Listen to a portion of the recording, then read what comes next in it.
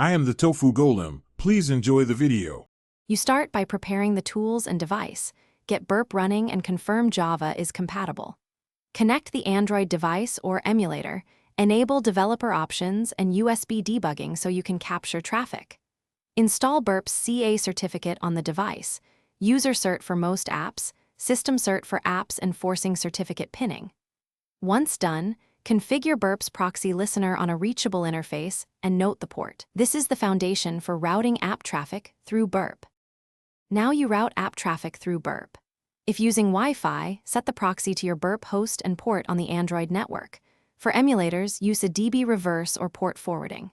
Make sure the device trusts Burp CA so HTTPS decrypts properly, and if an app uses certificate pinning, prepare FRIDA or objection to bypass pinning, or rebuild and resign a patched APK. Once configured, open the app and watch requests appear in Burp. Filter and enable intercept when you need to modify traffic. Finish by validating captured traffic and using Burp tools for deeper testing.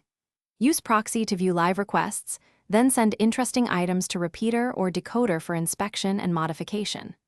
Once you've confirmed connectivity, disable intercept to collect full sessions and apply scope filters so Burp focuses on the target app only. If you see no traffic, check the proxy IP and port, ensure the CA certificate is correctly installed, confirm pinning hasn't blocked HTTPS, and verify the device.